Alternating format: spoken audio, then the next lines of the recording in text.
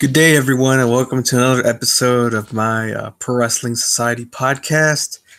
Today, I'm going to be talking to you about um, Pentagon Jr. is returning to AAA, and we got another topic about why I don't like Lucha Libre, or what I don't like about it. So today, I'm going to be going over it with you, the news story. Um, Says that basically that Pentagon Jr. and Phoenix are returning to AAA after uh, some disputes. I think Pentagon Jr. earlier he left because something about you know something about pay, or I don't know. I don't really know the full details about that, but he left over personal issues and and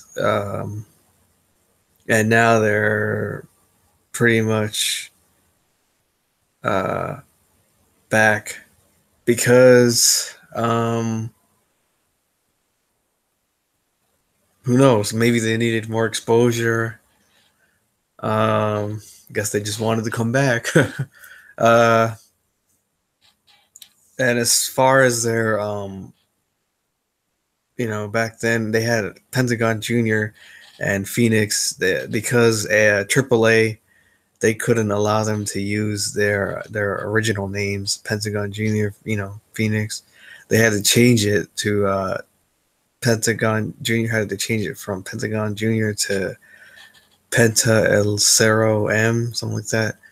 And Phoenix had to change his name from Phoenix to Ray Phoenix, so that pretty much killed their exposure.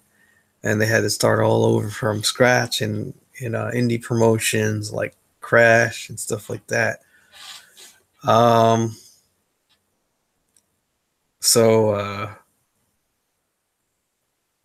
yeah, they're pretty much back or coming back. But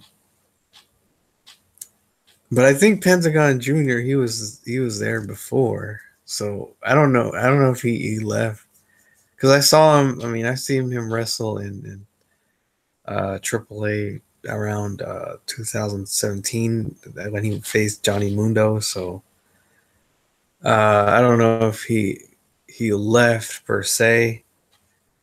In that scenario, I think that he wanted to expand his horizons, get more exposure outside of AAA, and I think AAA has been very stingy about that. They've always been ever since the founder Antonio Pena.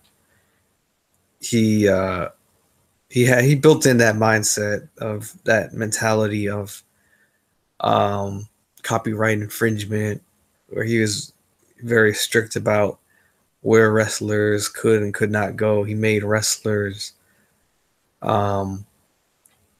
pretty much wrestle in his own territory, and he didn't want anybody else using them. So that's why he created the system that he did, where he'd file a lawsuit if they try to go to other companies. That's how he kept his wrestlers where they were at. I don't know if I agree with it or not, but that's just how he ran things, and that's how people are running things too. Especially Dorian Roldan. So it's very strict and yeah. But hopefully they'll put on some good matches. And speaking of matches, I'm gonna go right into what I don't like about Lucha Libre. And here's what I don't like about it. I think that it's gone downhill as far as American wrestling goes. I feel like it's become more carnival-y. It's become more of a circus act rather than an actual wrestling competition. It's become more of a kind of like a sport but more like a sport actually, rather than what it used to be. Um, no, I take it back. It's more like a bad sport rather than a good sport, which is what it was back then. Um, there's just flashy moves and with no substance. There's no reason why they do them. They just do them. Um, and I feel like people back then, like, all look at all the greats, like Blue Demon, um, El Santo. I watched those who I watched their movies where they wrestled, and wow, they used some pretty skilled technical moves on their opponents. You could really see the athleticism. You could really appreciate the fast-paced style. You could see legit holds, legit stuff, and now it's become the repeated, the rehashed, same stuff nowadays. Um, and I've talked about it in my previous podcast episodes where people like Phoenix and or Pentagon would run up to the back of the ring. And then they would fly out for no reason just to do it. And I'm not a fan of that. I think that everything in Lucha Libre should be done with a purpose. Um, it should tell a story, and it should be consistent with the match. Like, don't just throw stuff in there just for the heck of it, like I keep talking about. And